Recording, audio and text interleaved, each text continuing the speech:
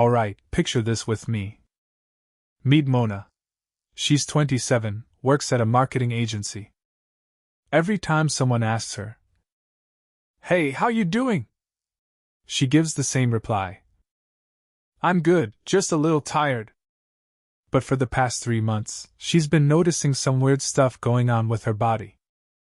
Headaches that just won't quit. Her stomach acting up right before important meetings.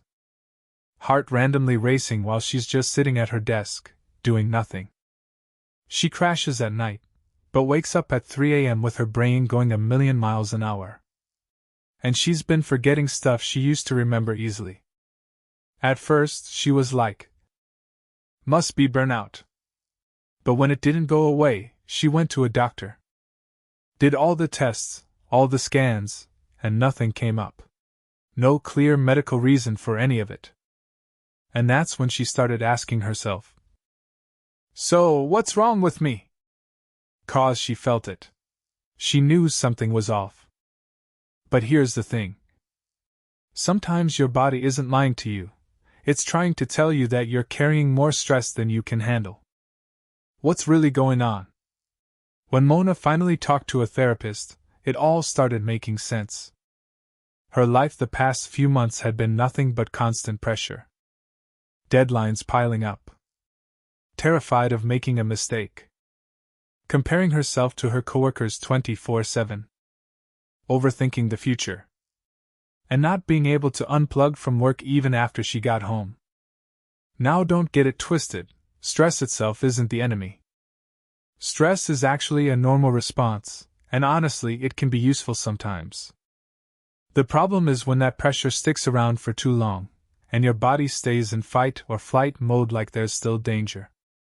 And that can show up as physical and mental symptoms linked to chronic stress.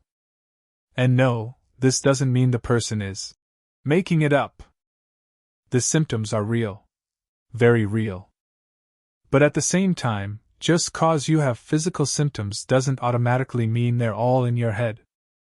That's why getting checked by a doctor first is crucial, to rule out any physical causes.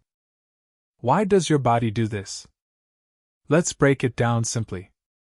When your brain interprets something as a threat or pressure, your body can kick into gear with a whole stress response system, one of the big players being the HPA axis, hypothalamus-pituitary-adrenal axis. Plus your sympathetic nervous system jumps in too. The gist? Your body starts getting you ready to handle the challenge. Heart rate goes up. Breathing changes. Muscles tense. Your focus sharpens. Two major hormones in this process are adrenaline and cortisol. Adrenaline gets your body ready for action, fast. Cortisol? It's actually a key part of how your body regulates stress. It does a bunch of important stuff, managing energy, immune response, metabolism, you name it. So the problem isn't cortisol itself. We actually need it. The issue is ongoing stress and messed up stress regulation. That can be linked to a bunch of symptoms like sleep issues, digestive problems, muscle tension, brain fog, mood swings and low energy. So yeah, stress isn't just some idea floating around in your head. It's a real psychological and physiological response that can show up all over your body. The mind-body trap. And here's where things got real for Mona. At first, she'd feel her heart racing. And her brain would go, "Wait, do I have a heart problem?" That thought would freak her out even more. And with more fear, her body would get even more worked up. Her heart would pound harder. And she'd think, "See? Something's seriously wrong." Then she'd get even more scared. And boom, she's stuck in a loop. Physical sensation, scary interpretation, anxiety, more physical arousal, stronger sensation, even scarier interpretation. This is basically what therapists call the vicious cycle in cognitive behavioral therapy. Sometimes the problem isn't the physical feeling itself. It's the meaning we give it. And no, that doesn't mean you're imagining things. On the contrary. The feeling is 100% real. But how you interpret it can either make it worse or dial it down. So how does CBT actually help? This is where Mona's journey really started. Cognitive behavioral therapy, CBT, isn't about your therapist telling you, "Just think positive, bro." It's way deeper than that. It's about learning to notice the connection between situation, your thoughts, your emotions, your physical response, your actions. Catching those automatic thoughts.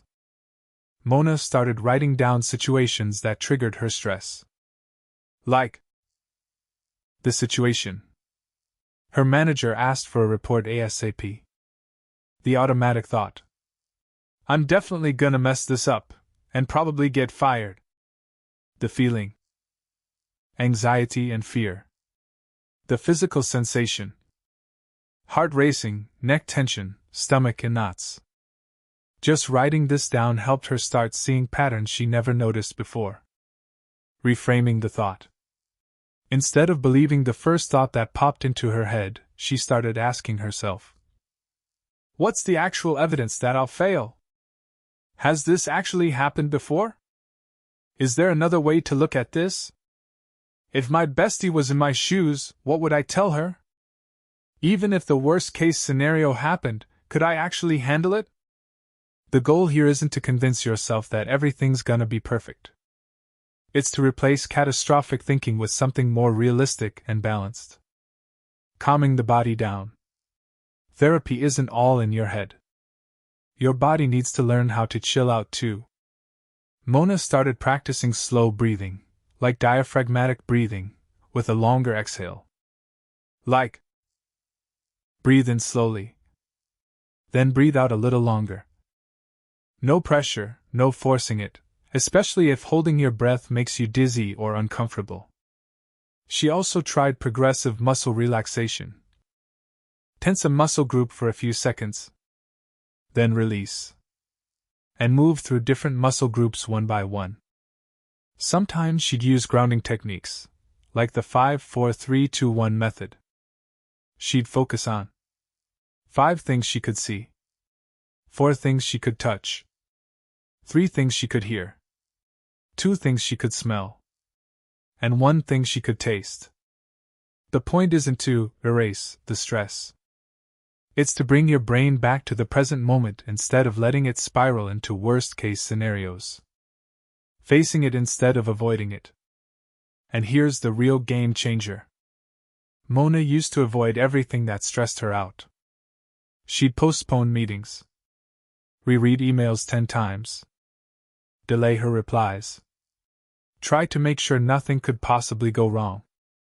But here's the thing, avoiding stuff might make you feel better in the short term, but it actually keeps the fear alive in the long run. So depending on the situation, therapy can help you face those tough moments gradually and systematically, instead of running away from them. And with better time management, cutting out unnecessary pressure, fixing sleep habits, and building healthier daily routines, Mona started getting her sense of control back. Not overnight, but step by step. The bottom line. After a while, Mona realized something important. She wasn't weak. She wasn't being dramatic. She wasn't imagining things. Her body was literally responding to constant pressure. But at the same time, she got that not every physical symptom is automatically psychological. So, if you've got new, intense, ongoing, or worrying symptoms, go see a doctor first to rule out any medical stuff. And if those symptoms stick around, or start messing with your sleep, work, studies, or relationships, it might be time to reach out to a mental health professional. 'Cause asking for help doesn't mean you're weak.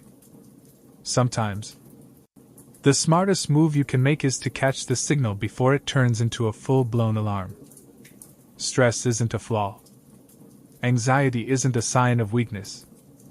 But ignoring yourself for too long can leave your body in a state of alert that you don't have to go through alone.